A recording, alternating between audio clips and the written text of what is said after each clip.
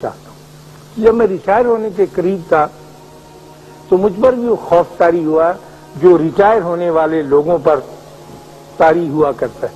तो मैंने कुदरतुल्लाह छाप साहब से, बड़े नेक आदमी थे, आबिद आदमी, इबादत गुजार और पुरानी ICS ऑफिसर, मैंने उनसे पूछा कि सर मैं रिटायर होने वाला हूँ तो मैं क्या करूँ। उन्होंने कहा रिटायर होने का जो खौफ होता है उसका सबसे बड़ा दबाव आपकी जात पर यह पड़ता है कि फिर लोग आप पर तवज्जो नहीं देते, यानी अपना वक्त आपको नहीं देते, आप उनके वक्त के आगोश से निकल जाते हैं।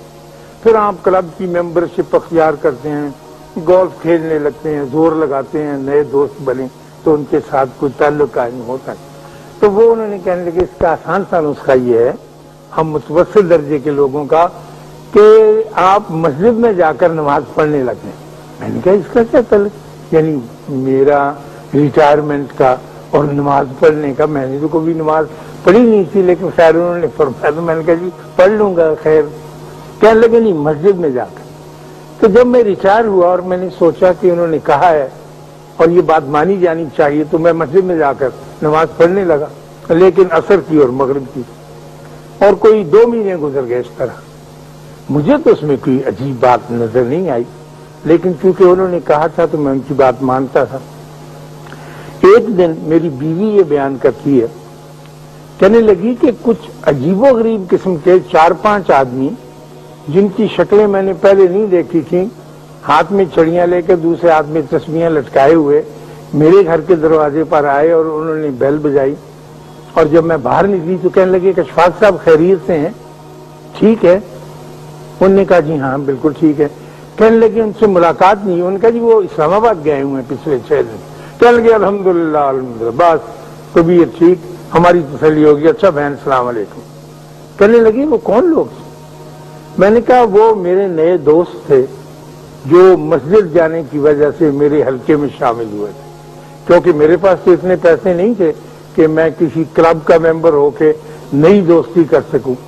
वो मुझे वक्त अता करते थे और उस वक्त की तलाश में कि मैं उसमें शामिल नहीं हूं वो पूछने आए थे कि वो कहाँ है। तो इंसान दूसरे इंसान को जो सबसे बड़ा तोहफा अता करता है वो वक्त है। इससे कीमती तोहफा इंसान को दे नहीं सकता। इसलिए कि आप कितना भी कीमती तोहफा दे दें उसका ताल्लुक घूम फिर के वक्त के साथ चला जाएगा।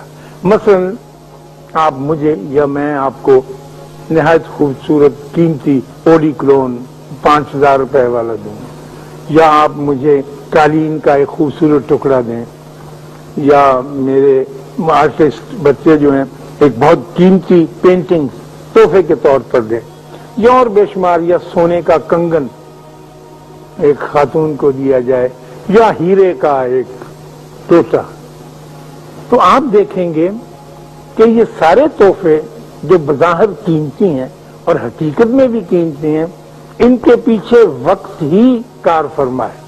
पहले मैंने वक्त लिया, फिर मैंने कमाई की, मैंने 10 दिहाड़ियां लगाई जो मुझे 1000 रुपया फी दिहाड़ी मिलते थे। उस 10,000 रुपए का मैंने कालीन खरीदा और वो तोहफे के तौर पर आपकी खिदमत में दी। टाइम पहले लेना पड़ता है, फिर उसको बेचना पड़ता है, फिर उसको तोहफे में कन्वर्ट करना पड़ता है, फिर वो आपकी खिदमत में पेश किया जाता है। तो इंसान को देने के लिए सबसे आला दर्जे का तोहफा आपका अपना वक्त है जो उसे देते हैं।